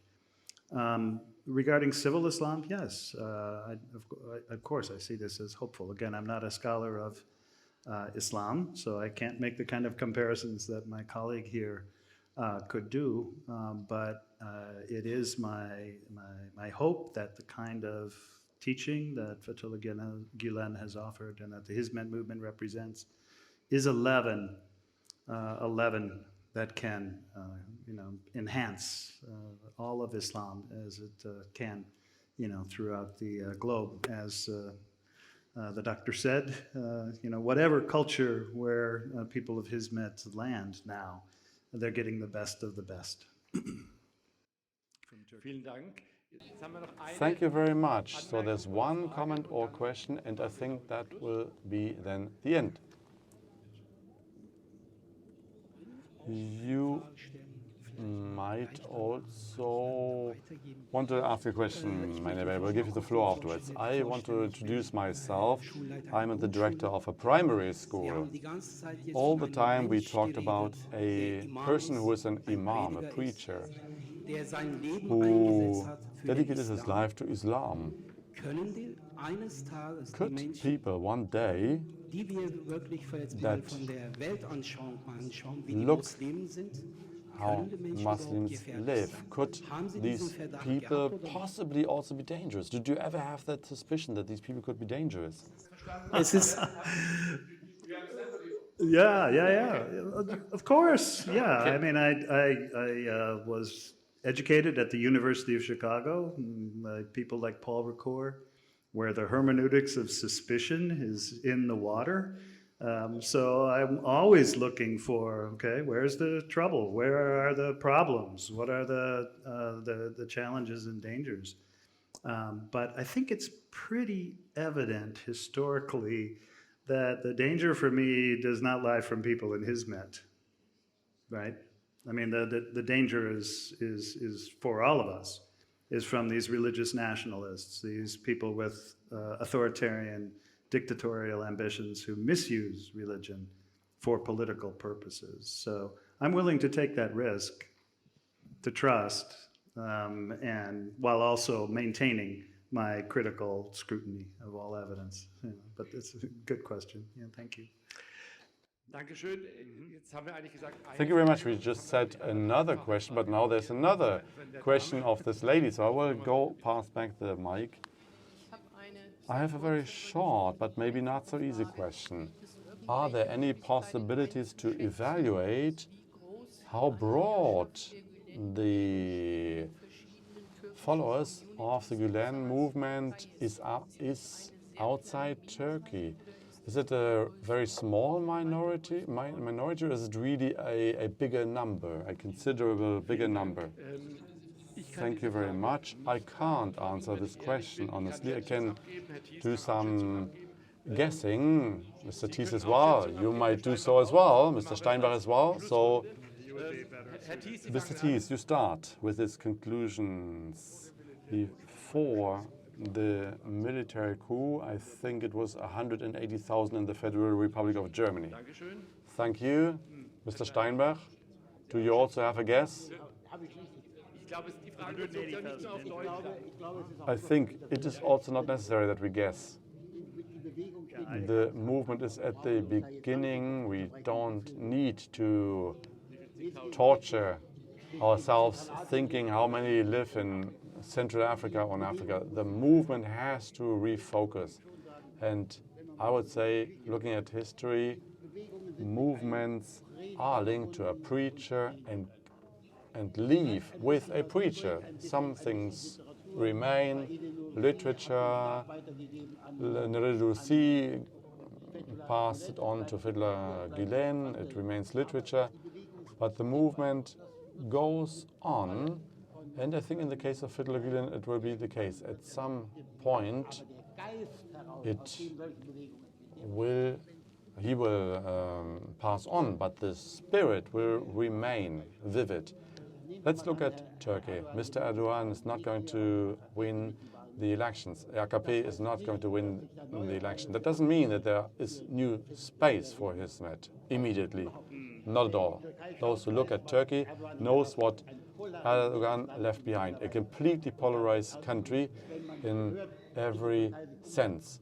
And if you listen to the Turkish population, how they perceive Hizmet broadly, it is a negative perception. And this alliance of six who want to take over after Erdogan, there are religious, extreme nationalists, social democrats, till they have come together and create a new order in Turkey. That will take decades, if they manage to do that at all. So we really stand at a new beginning. Thank you, Mr. Steinbach. Mr. Pahl, do you also want to give a guess or a prognosis? Nein.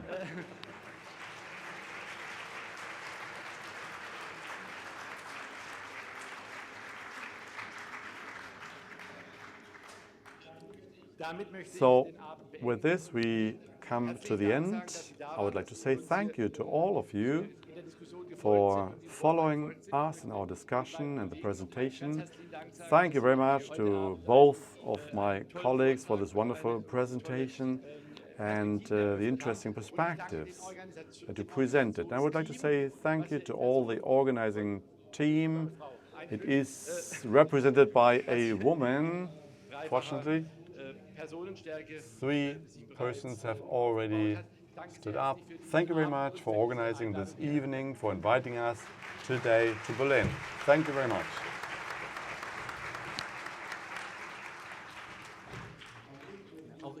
I would also like to say thank you on behalf of the organizers, gerade Ihnen, Dr. Jon Pahl. Danke dafür, dass Sie hierher gekommen sind, Ihr Buch vorgestellt haben. Ich denke, wenn wir heute etwas mit nach Hause nehmen, dann ist es, dass wir unsere Hoffnung nicht verlieren dürfen und müssen. Alles wird gut werden. Ganz herzlichen Dank. Danke. Auch Ihnen, Herr Professor Dr. Steinbach, To you, ein ganz herzliches Dankeschön. Dr. Professor Steinbach, thank you very much. Und Herr Professor Barz, trotz der Hindernisse auf dem Weg despite haben Sie es geschafft. all Vielen herzlichen Dank. difficulties on your way to come here, you managed it. Thanks. Thank you to all of you for these wonderful and interesting insights. Have a nice evening.